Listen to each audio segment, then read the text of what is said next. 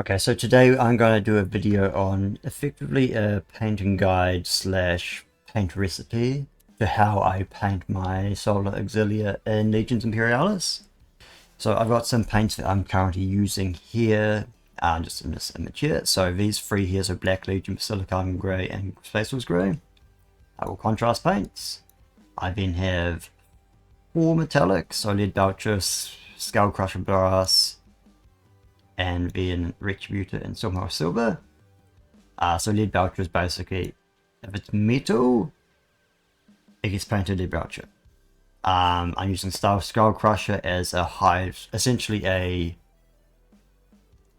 I'm only using it for the heads of flamethrowers, just to make them stand out and look different from other things, so I can at a glance, these guys are flamethrower men.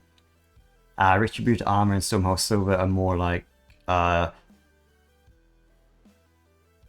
detail colors. I'm just using for some minor details, mostly on the infantry.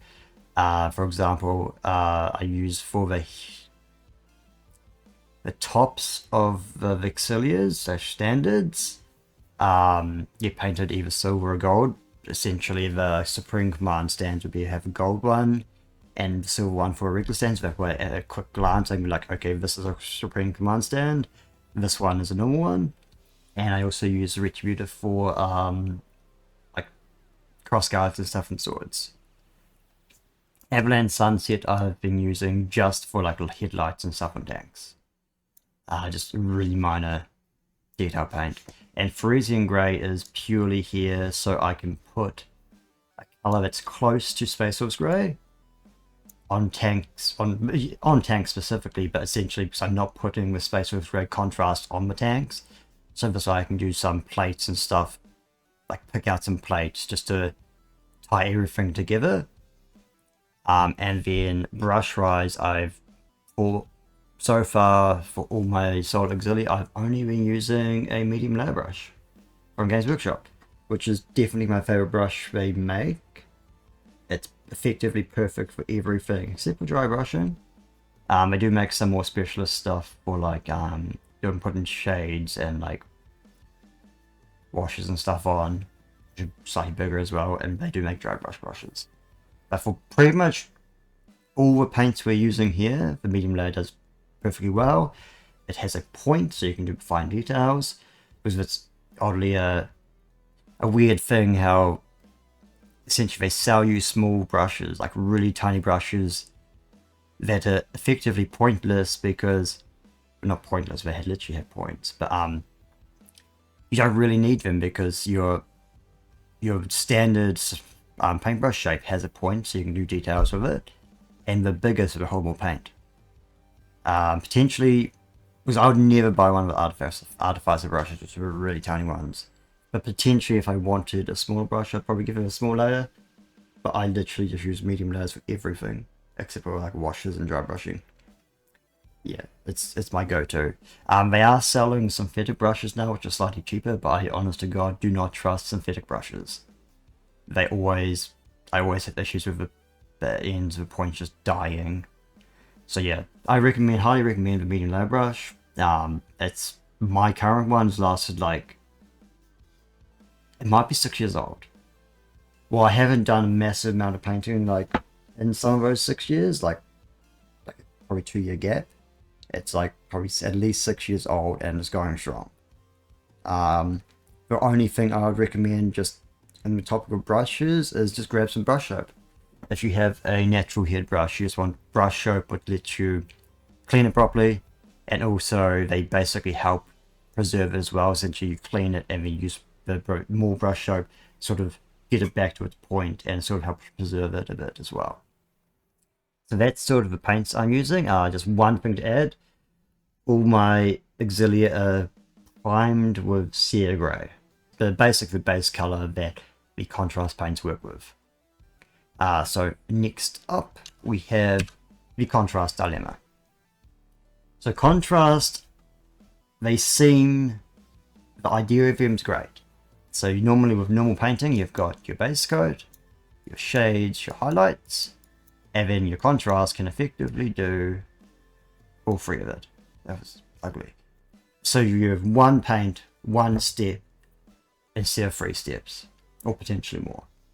And technically dry brushing as well, which is dry brushing and highlighting is sort of interchangeable depending on the model and the textures.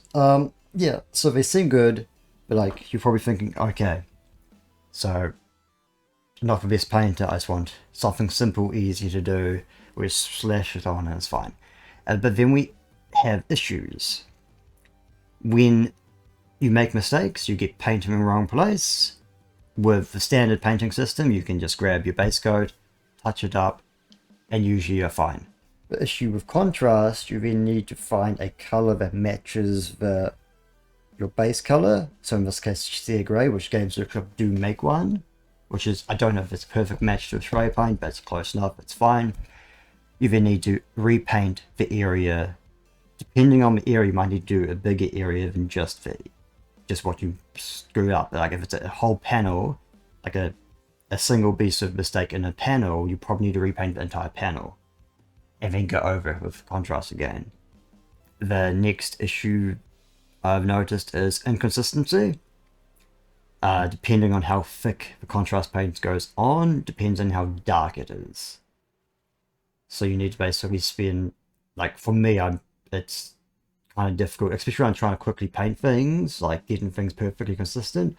So I do have some tanks that are slightly different shades of grey, but for me it's like I don't care that much. I think it's fine, but it definitely can cause issues. And then the last sort of issue I have, well, second to last actually, it does not work well with large panels that aren't detailed. Like if there's no detail, like just essentially I would not want to paint a 40k Space Marine model with contrast paints.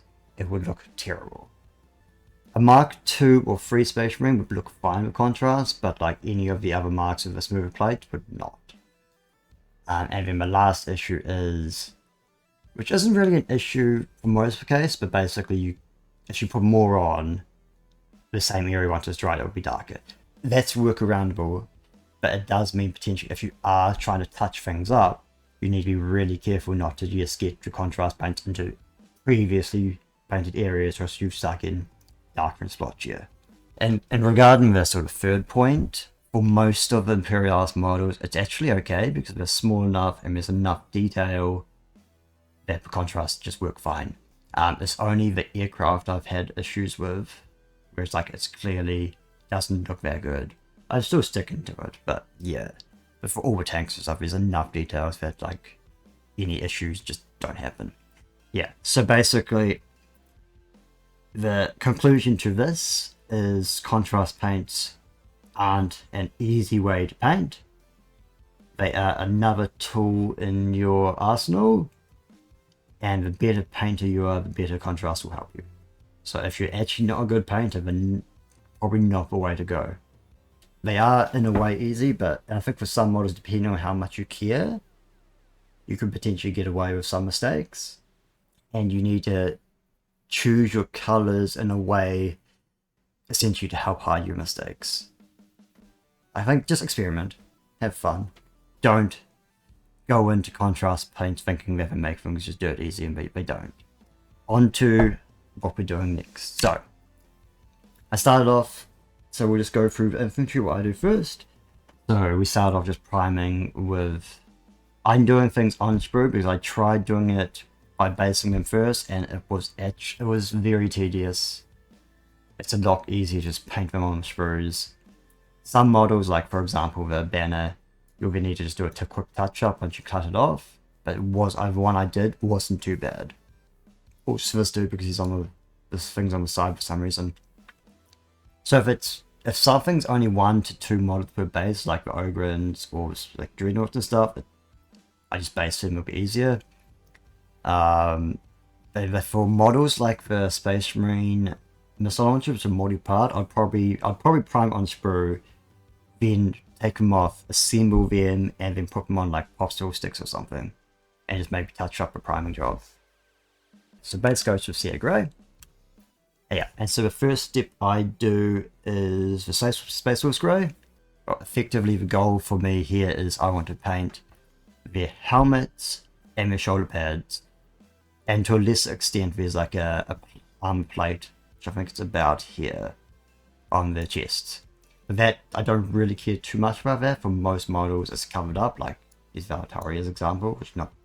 Yeah, also for this video, I'm just doing with flamethrower, guys. Who's that? So I was essentially finishing up a single formation, just to show it off at some point. Yeah, so first step is, yeah, Specialist Grey, and again, just shoulder pads and stuff. Yeah, and then the next step here is for Basilic Harkin Grey. The grey what starts with B. Yeah, and one thing I would recommend to help, you always want to do your lighter colors first. So in this case, by being able to do, I can cover up when I guess you can go more roughly with your first coat, and then you can use your darker colors to sort of start covering up. My recommendation for people who do want to use contrast. Yep, so that's just the back of them. So the next step we've done is I've used Black Templar, so it's for black contrast paint to go over all the metal bits. The reason I'm using the contrast paint for this is because it goes on really easy. It's basically like putting on a wash, so it does go on easy. You do have to be a bit careful not to get in the wrong places, but it will go on easier and quicker than normal black paints. And then theoretically you will get a contrast effect, but it won't be a huge, it literally won't matter. The reason we're using black here is because it will make all the metallics going on data be more consistent, and this also means that we can do a lighter coat with like the side of a brush, and you'll get the details, like the indentations will be black, which is what you want. And yeah, so for these guys, so flamethrowers and then the entire backpacks. For the normal Auxilia, I do backpack silver as well, but these guys also have a huge ass tanks, so these guys are a bit different. If I was doing these guys, I'd probably just do it around here. There's be some raised bits up. Not as much as I'm doing on the flamethrower dudes. Yep. And the next step here is just metallics. So we've got silver in the here, and then just for brass here. And while I haven't done, like this for example isn't as good, like there's some details, like some of the indentation showing. It's not perfect, but from this, for the scale it won't matter how you're looking at it. And yeah, and just the backs, same thing. Oh yeah, there's the silver, just for the gold on the weapons, which again is, well, some people might not want to do that because of Crimson Daughtering, but at least the front of it you can just use the side of your brush and go along the front section of it and be fine. I do think I got a tiny bit of paint on his hand, but at this scale you won't be able to tell, and that will be facing away from people most of the time. And again, everything's not perfect, but it's fine. Yeah, and in this case I would have done the silver first, then the brass later, and the same with the gold later as well. Yep, so that is how I've done infantry, and then after this step I would glue them onto bases. I have mixed feelings about the bases because I'm used to when you have models with tiny bases on them, like these guys, you'd essentially, you put glue on your base and you build up around them with like sand or something to essentially hide those bumps and shit. I started doing that with them, but I think it's actually really tedious and I kind of wish I hadn't.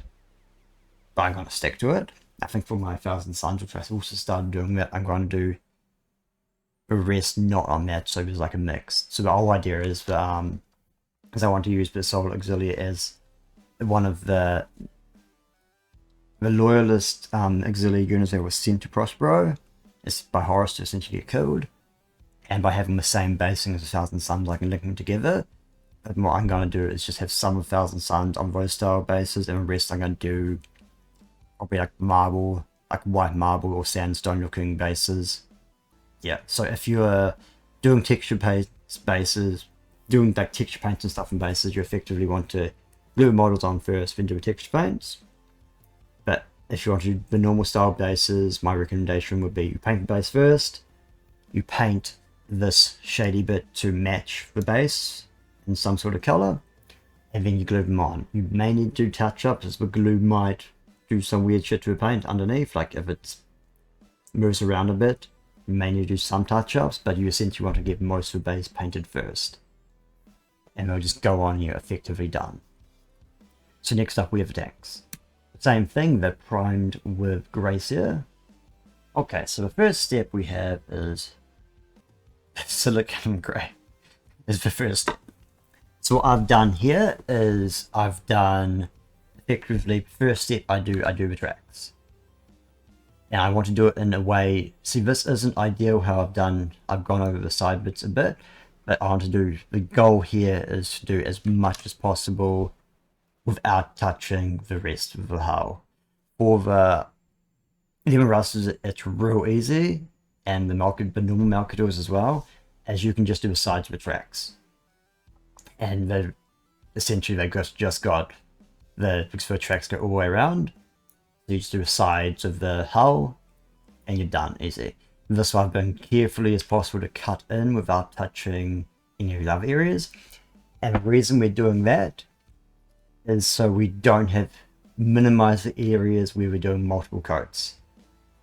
And it also means I can do it in 2 steps. So I do this, I can hold it by the tracks and the top, and then for the next phase, I'm doing the rest, but in this case, I'm holding by the sides. I painted the sides, I can then hold it by the sides to get the rest of it. One thing you'll notice here is this one's darker than the other. Like, same paints, this one went on thicker, the darker.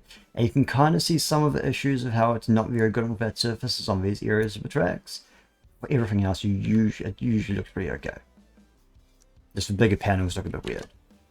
Yeah, so that's basically all of that code done. The next step is the same with infantry. Well, so we do all the metallics in silver. And also, as you've noticed, one thing I forgot to mention about my issues with contrast, sometimes there'll be air bubbles. And you won't notice there's air bubbles. So if you look here, you can see that white dot. That was an air bubble. So you'll have some areas like that. In some cases it's fine, but like I think the tracks have it as well. But once you do the metallics over the tracks, you cannot notice any of the white dots. They just get merged into everything. But for this, I'd want to carefully just put a tiny dab of grey on just to cover it up. Potentially might make it slightly darker in some areas, but yeah. And same here, there's an air bubble there. And also there's one here as well. And that's the one from before. Oh, actually there's one here as well. Also, it was really thick here. So this is really dark and that's light. Yeah, issues. But as I'm saying, this isn't perfect. Like, a skilled painter would be able to put it on more consistently and probably in a way, there's probably a way to get rid of air bubbles by like massaging the paint or something. Oh, there's some down there as well. Okay, that's a lot. Don't know if I even covered half the stuff up when I read touch-ups. Yeah, so the next 2 steps, I've got the metallics done, and then I found a nice flat panel to do some of the Space Force Grey. And there's also the light here, which is, the lights on the other tanks are nice to do. This one was kind of arse. So going by this, even though it's not zoomed in, yeah, so on the actual Games Workshop painted ones, they have this area here painted in the sort of army colours, which would be in this case be Space Force Grey. Which I think would be fine if I was willing to paint with trim, which I'm not, because even though it would be fine on this sort of tanks. Because I like the look of the trim, but I also don't. So I kind of like just solid colours, like I think it's more grounded in reality. Yeah. So if I was doing the trim, it wouldn't be too bad to do it here, but yeah. I think my future plans for my armies, so essentially this is the unit color, like the army color, so it's like the 9 forever force or whatever, like Spatsphere colors, like so the grey and the, I guess the browny grey and the blue grey. And then I want to go through, once I sort of finalize my formations, and do specific, like essentially detachment colors and formation colors. So idea like maybe do like a red line for like one unit, so one formation, and then all the tanks would have like a red line on their grey bits, and then the banners or infantry would have the same sort of red somewhere as well. Yeah, so that's my future plans for like just bringing a bit more color into it. Yep, and then this is my Thunderbolts. You can see similar sort of issues that I don't like. How it's a bit splotchy. Yeah, so this, yeah, so what I've done here is they're just Specialist Grey over the Tier Grey, and then I've done the Black Legion contrast, which is a pain to do around the intakes actually, and then just Lead Belcher on all the metal bits. I do want to potentially put a bit more color onto the weapons, like the missiles and bombs. And I'm definitely going to give them probably some actual unit colored markings as well, on the tails or something, just to break things up. I do, as well as I do need to do the actual canopies, probably a different shade of blue. And maybe I might do the canopies silver as well. Is that way I can do the blue and then just do the silver to sort of cover over the bits I would have gotten on the sides. So you can do things like that to help cheat things out a bit. Yeah. And I think that's basically everything. Yeah, so thank you for watching. And I think at some point I'll probably work on some of the Space Marine pen guys, do a similar sort of thing. And yeah, thank you for coming, and I'll see you all next time.